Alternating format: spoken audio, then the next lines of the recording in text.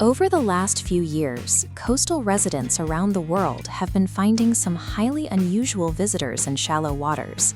Bizarre animals like the 6-meter-long snake-like oarfish or the giant phantom jellyfish are suddenly washing up on beaches where they absolutely do not belong. According to centuries-old Japanese legends, the appearance of these deep-sea creatures above water serves as a supernatural omen. Specifically, they are seen as harbingers of an impending earthquake. This myth carries some haunting historical weight. Just before Japan was struck by a devastating earthquake in 2011, the bodies of about 20 oarfish were found scattered along the Japanese coast. These fish are leaving the deep because their environment is becoming uninhabitable. Their arrival signals a massive global disruption, a modern warning that the abyss can no longer support the life that evolved there. To understand what is driving them out, we have to recognize how little we know about where they come from. Humans have explored a mere 5% of our oceans. We currently have more detailed maps of the surface of Mars than we do of our own seafloor. The deepest parts of the ocean are intensely hostile to human exploration. While a dozen astronauts have spent hundreds of hours walking on the moon, only 3 people have ever made the physical journey to the ocean's deepest point, the Challenger Deep, and they only stayed for 3 hours. So if we want to figure out why these alien-looking creatures are violently fleeing to the surface, we have to travel down into the dark and see the fragile world they are leaving behind. The top layer of the ocean is the sunlight zone. This is the water you see at the beach, where light easily penetrates, allowing for photosynthesis and supporting standard marine life we all recognize, like sharks and sea turtles. Drop past 200 meters and you enter the twilight zone. Water quickly absorbs longer light wavelengths, so the color red completely vanishes here. To survive the growing darkness, the animals generate their own light through chemical reactions, pulsing and flashing to communicate, hide from predators, or hunt.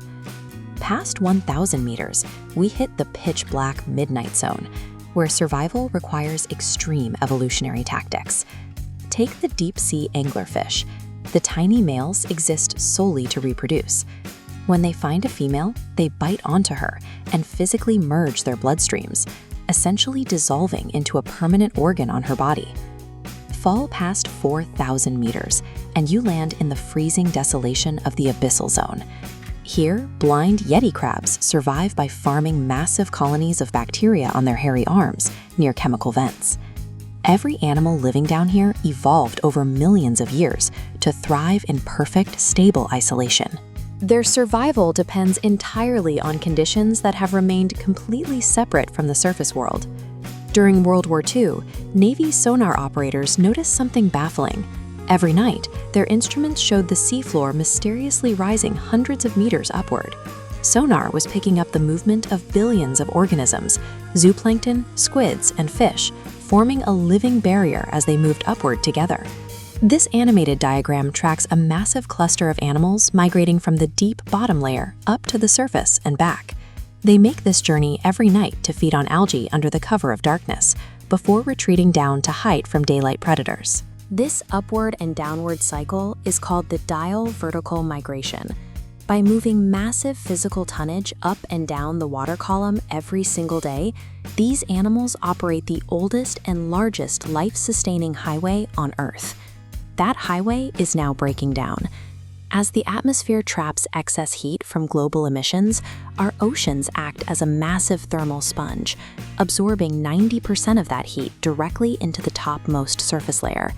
This diagram illustrates how heat fractures the water column. Warm, lighter water forms a hard, impenetrable ceiling at the surface, refusing to mix with the cold deep sea. Because they cannot mix, vital surface oxygen is blocked from penetrating downward. The deep ocean is suffocating. To escape this oxygen deprivation, deep-sea creatures are abandoning their ancient migration cycles.